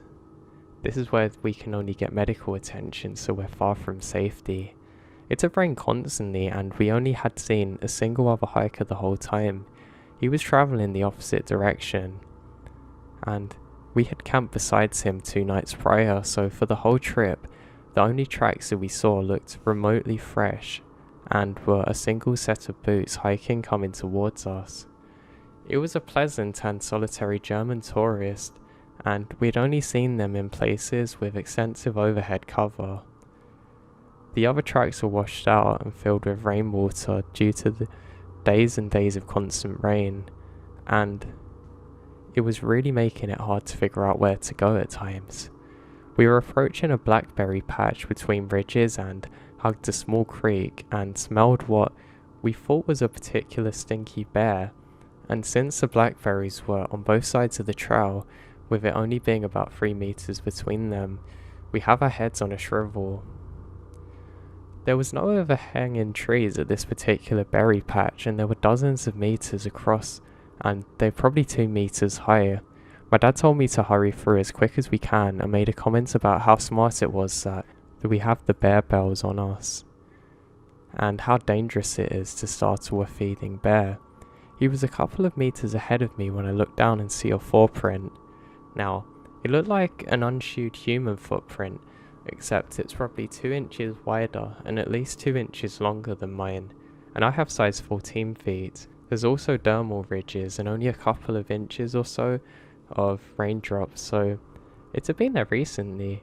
I mean, the scariest thing about it was that there was no other prints whatsoever, so it just appeared suddenly almost.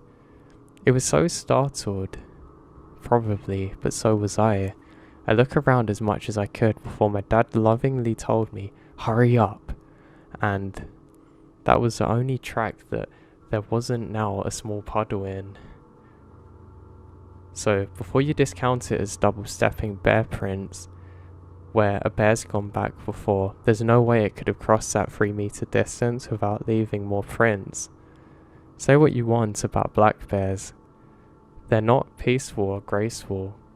There are also no grizzly bears here too, and there's no cougar that could have done this. It was also not a hoax too, because we would have definitely seen a person there, and to be interacting with the bears was dangerous to say the least. Now it's pretty weird though. We eventually managed to make it out of there without too much happening, but I don't really believe in Sasquatches, but I don't know what to believe. The more my dad explained it to me, it couldn't have really been a bear, so I don't really know what to think. And on top of that, the smell there was one of the worst things I've ever smelled in my life. I will never forget the image of the raindrops hitting the fresh tracks as I stared in disbelief.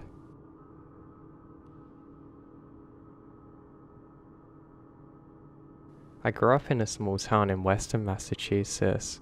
It was a sleepy little community, and not much happened in the way of excitement, but this weekend we were going camping. It was a Memorial Day weekend, and it just turned 11. When we got to the campground and got set up, we were mainly by ourselves, and we only saw a few other families along the trail. on the way to our campsite, and it was really peaceful. And after a long day of setting up and getting situated, I'm ready to crash out on my tent. Help me, help, oh God, I hear. I woke up like an alarm had gone off, and I can hear this woman screaming at the top of her lungs. She came running into our campsite and was in absolute hysterics with fear. My parents approached her to ask if she was hurt and offered her help. She pushed past and kept running, all the while screaming. We followed her to the ranger station, as did a few other people from nearby campsites. She woke up the entire campground with her screaming. I remember the police showing up and all the flashing blue and red lights.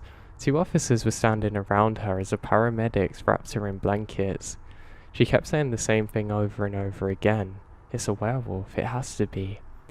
The paramedics load her up in the ambulance and it drives away. A few more cops appear and begin searching through the woods. My dad said go back into the tent and sleep. I don't know what happened after that.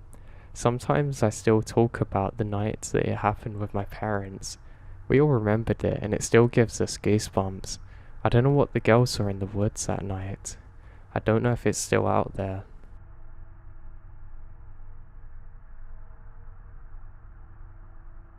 So this story takes place in southeast Texas, within 100 miles of Houston. I was in college but had moved back in with my parents for a semester after some roommate drama. My parents live out in the country, miles outside of town with some acreage. The land in the back of the house consists of 4 zones really. You got to the backyard with the nice St. Augustine. The back, which is a section of woods my parents cleared of underbrush and kept a fairly well-maintained area. The back, which is a clearing that we used to go back to and do bonfires and parties in high school, and then the woods. After high school, my parents kind of gave up on keeping back the brush and weeds and anything except for their nice section of backyard. So imagine a big backyard fenced by a wall of tall weeds and large trees that goes back for a while, then a giant field of weeds, transitioning into soil and dense woods and some oak and pine wood. I also had this dog that my parents let me keep outside. They had a big chain-link dog who lived in there since my parents had no permitting fencing besides some barbed wire at the very back of the property, and this dog wasn't really the kind to stay in one area. It was a fact that she was so aggressive to other dogs, always going after them and acting tough. I sometimes worried she'd go out and get some of the chickens. She was about 60 pounds too. Now since I was in college, I had no curfew or anything and would always come home late at night / early morning after hanging out with friends or studying or whatnot. On this particular night, it was pretty cold out. Even though she still had a house and bed and straw out there, I felt bad for my dog, so decided to bring her in to sleep in the garage.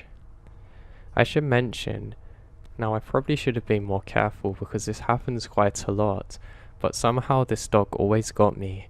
She would wait in the back until the gate was unlocked and I was in the run, the gate closed with the unlocked horse latch. Run around me and pop the gate latch with her nose and bolt off, so of course she did it. And I was standing there in the cold in the middle of the night, annoyed because I knew I had to find her and return her. The moon was pretty bright and I had seen her flying into the weed wall and disappear, so I followed her into the night, calling her name. There were some little trails through the weeds and we tried to keep open so that we can access the property, but they were less wide than a person can walk through and the weeds are taller than my head. It was dense. Anyway, I'd gone a ways and we had passed through the wooded section out into the clearing, and I get quiet, trying to listen to where she's gone, and I hear intermittent rustling out in the woods, which at this point I've got to point out is a really dark outline of the tree line and weed jungle. The rustling wasn't the sound I expected, since she usually crashes through the woods. In my head, I'm thinking, what the hell is she doing now? Honestly, I thought she's probably rolling around in some dead skunk, and I was gonna have to bathe her. Figuring it was my wild dog making the noise, I call out her name again. As I got closer, it becomes apparent the rustling is not the sound of an animal charging through the underbrush, but more like something intentionally shaking the trees. Like if you grab a branch and shake it, and all of the connected trees and vines shake too. It was close enough now to make out individual branches silhouetted at the top of the tree line, and I could see that whatever was going on was causing the trees to shake all the way to the top. This was off, and decidedly not my dog pacing around. I'm quiet and freeze. I hear in all these stories people talking about how they notice something in the woods go silent. I can't remember this happening really, but as I stood there, I clearly hear 2 or 3 loud deep huffs. I guess it kind of sounded like a ball with a deeper fluctuating, kind of fluttering sound. And it seems to be coming from around my head height. For some reason, my mind kept registering that this thing was a lot closer to me than the tree line. I remember the distinct feeling that the noise is directed towards me, and I get a feeling in my gut like my whole body is stuck. Now, rational or not, I yell my dog's name, and with all my fear and urgency, I turn and ran as hard as I can. Either my dog heard my tone and got scared, or she was scared of whatever was in the tree line, because as soon as I crash through the weed, she comes up on my left like a bullet. When I got to the open garage, she was trying to get in, desperately jumping. I closed the garage and put her in the kennel and went to bed. I don't know what it was, and at the time I convinced myself it was one of those hog sealers that you hear about on the news. I've been around plenty of cattle and have never heard one make a noise like that. Not saying it could have been something dodgy, but it just doesn't seem right. This was like 10 years ago, so I'll never know for sure, but I'm trying to think real hard of what it could have been in terms of a logical explanation.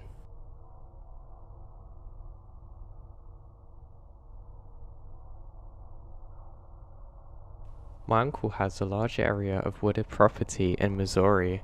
It's about a 1.5 hour drive from St. Louis.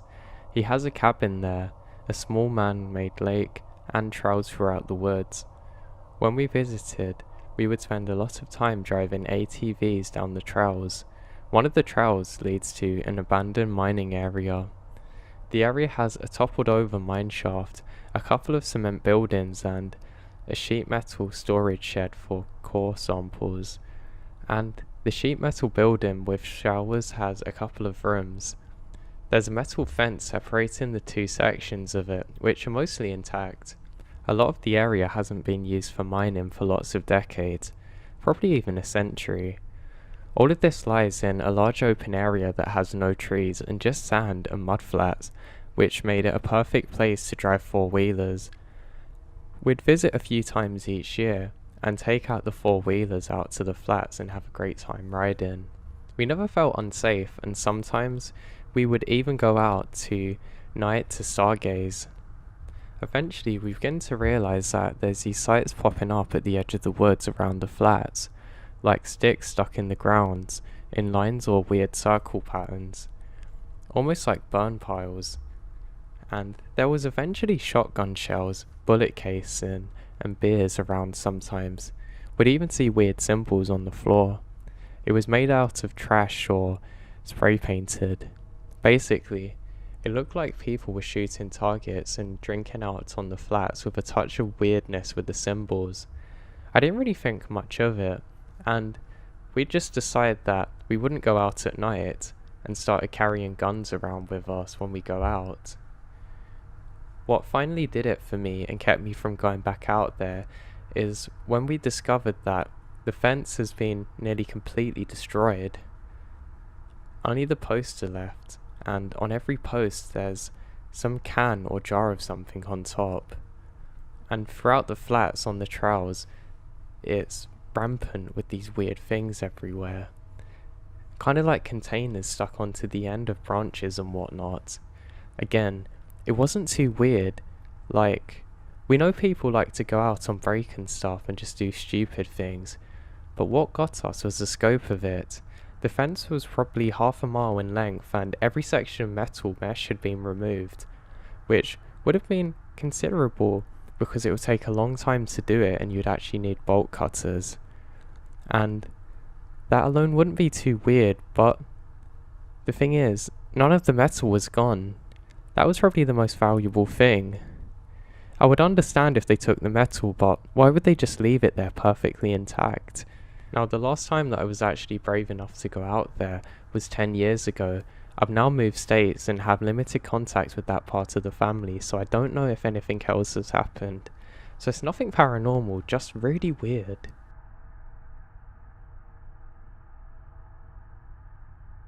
My husband and I always love to go camping. We live in CA and set aside 2 weeks every summer for a camping trip where we can get away and disconnect from the real world. Normally, we hit Death Valley for some backcountry adventures for a few days, then heading up into the mountains for some fishing. On the way back home, we usually stop for one last hurrah in Eastern Sierra. On this particular trip, my husband, myself, and our German Shepherd, Ginger, are going. We ended up finding a lake to swim in for the day, and when we got tired, decided to find a spot to camp. We were both pretty familiar with that area, and knew that there was a free campground about 12 miles up the mountain. I never liked the Pacific campground because it was very cold at night at that elevation, even in the summer, but whatever. It was free and we had plenty of firewood. We pulled into the campground and there was only one tent pitched, but we didn't see any people at all. In fact, the whole evening there was not a single other person in sight. I loved it. It's really nice when it's empty and it feels primitive and nice and remote, so it was rare even to see a car driving past. After we got set up, the beer was flowing very freely. We were pretty trashed and hung out for a bit, cooked dinner over a campfire and hit the sack. My dog husband and I were all asleep and awoken by an ungodly scream in the middle of night. One of us grabbed the phone to see what time it was, and then my husband gets his gun, told me to stay there, and went out to see what was going on. Of course I want to peek out, and there was one guy standing right in front of the other tent that was set up across the stream, looking at the sky and just screaming. It was a horrific scream, loud and terrifying, normally just like something that would prompt a phone call to the police, but due to the area's remoteness, the cell signal is non-existent. My husband didn't want to go over there for obvious reasons, so he came back to the tent, and I don't think any of us slept a wink the rest of the night. The next morning we packed up and left as soon as we could. That same tent was still there, but again, no one in sight. We actually drove past there a couple of days later, out of curiosity, and the tent was still pitched in the same spot. There were no other campers there. This is about 10 years ago, and when we visited the area frequently, this was about 10 years ago, and we still visit the area frequently, since we now have a cabin about 20 miles from the campground. When we take a drive up the mountain and pass that campground, the scream is always the first thing we think about and wonder what was happening.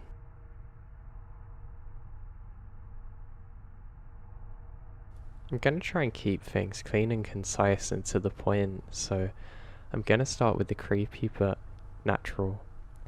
I've been a hunter since I was like 13, maybe earlier, so I don't really remember, but being out in the woods since I was young means that I get to see or hear things that I can normally ensure that I wouldn't see in the cities. I've had a few different instances where I've been thoroughly creeped out in the woods, and I'll get to them, but I want to start with a not as bad one. So the guy who owns the land that we hunt on decided it was going to be a good idea to store some of the equipment on his land, one of which is a styrofoam float. Now, one year we got out there to check it out and pick it up, and that big piece of styrofoam had met its demise to a bear. Now you could tell that the bear really had a go at this thing because it was torn to shreds. Now, it almost looks like a bomb had gone off next to it. It makes you kind of worried about what bears are actually capable of. But anyway, now to the first real story. I was stalked by a cougar a few years back. When we had a deeper opener I liked walking through the roads occasionally, and one of the first things I noticed this year is that I could have taken a picture of a set of tracks, really big tracks. I wish I did. The cat was obviously stalking over other animals in the area, but me being me, I decided that I shouldn't be scared of that, and it's probably more scared of me, but sure enough I jinxed myself. I attempt to do a deer push through some of the real thick brush to try and jump up and scare a deer, and get it to move through towards the other hunters in my party. I'm going to get to that soon, and I'm moving through the woods, yet I can hear something moving behind me. Every time I would stop, the noise would stop.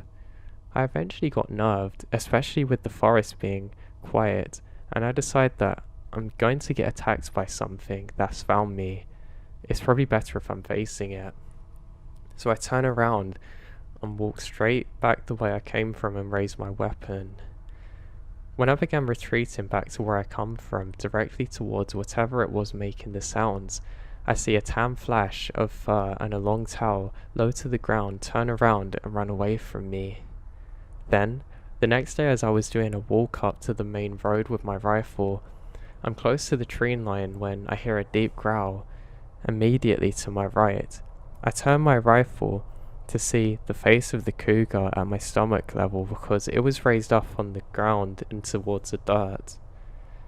I calmly backed away and walked up towards the road that I came from. Now for wolves. One of my favourite ones, and it's quite a simple one. A few years back, my dad shot a deer and we gutted it.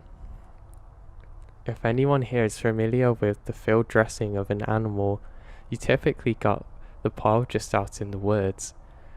This was like that this year, and we found out that there's a wolf pack that had actually moved onto the property. So, my dad leaves a gut pile a couple of 100 yards away from the stand. The day after, I was sitting in my dad's stand while he was doing a big loop on the property trying to scare deer towards me, and he was getting close to me, which I didn't know at the time.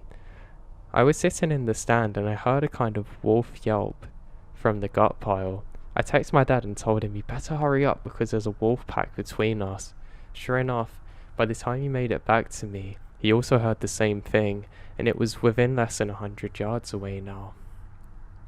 This year, just in November, I actually took pictures of old tracks very close to the trail and next to my size 13 boot, and the tracks are huge. I know there's one set of 4 that are walking together. I took a picture of the biggest tracks and I found out the wolf's probably 200 pounds or more, so it's definitely something you don't want to encounter out there. Now, for the one that sticks with me, this is the one that I want you guys to hear. Somewhere around 2006 or 7 when I was a late teen, I was at my grandpa's cabin and with my grandparents and my cousin. This was the last summer in northern Wisconsin, Danbury to be specific. The incident happened in midday when the sun was high in the sky and it was pretty warm out. My cousins and I decided that we would play some airsoft, and I was wearing camouflage and decided that I would have a better chance of not being seen this way and being able to ambush him by going into the woods, which was about an acre attached to where the cabins are off to, though it was really an acre that my grandparents owned. Now there were trails cut through and a big entrance which splits into a Y and loops around. This was used as a short ATV trail. Now while we're battling with the airsoft guns, we continue all the way up into the trail about halfway. We were still both winded and at the top of the hill next to a clearing in the woods when I decided to mess with my cousin and shush him and say we're being watched. Now mind you, I intended this as a joke, but we both got quiet. I realised the woods were dead quiet, like you could hear a pin drop. I could only hear my own breathing and immediately feel like we're being watched, so I look in the directions all around us and try and figure out where this thing's coming from, scanning from edge to edge, and look into a clearing that goes down to a hill and a watering hole or pond or something. We're sure we're going to see animals there. I scan left to right, then back and halfway on the right, really trying to focus on what was going on. That's when it came into focus, when I saw teeth. teeth in the mouth of what looks like a wolf panting, except it's very tall. I mean, it's probably like to my stomach or chest height, and I'm 6'4".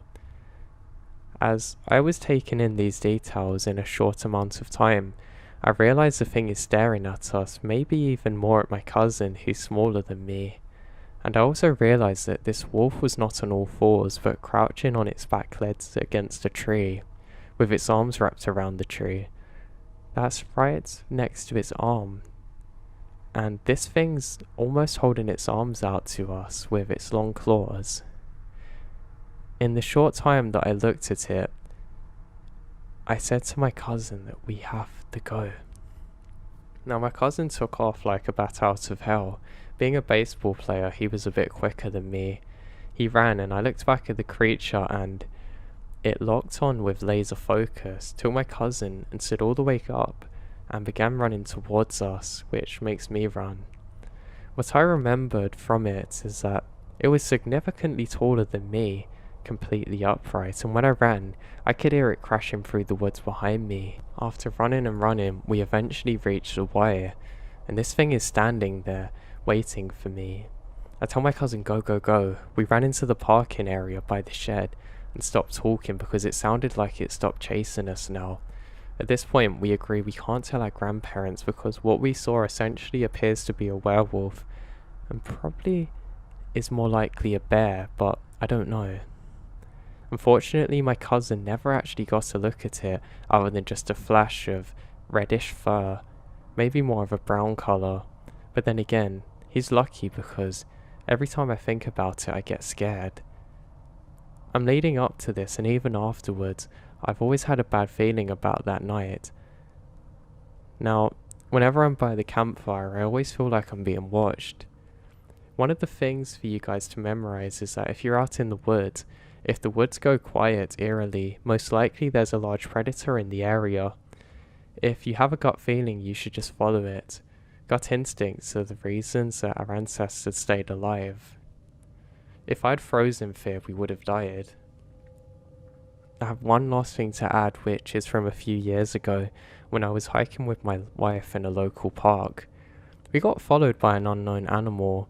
As we're moving up through the trails through the woods, there is something tracking us, moving as we're moving, stopping while we stop. What made this weird is that it wasn't like a normal animal, but it sounded like we were really being followed tree to tree, and it sounded big. The reason why I said this is the thing chased me and my cousin, and people say that it's a dog man.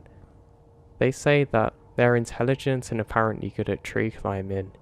I also say that these creatures are apparently really good at following people, and seemingly managing to stay out of sight for a long while.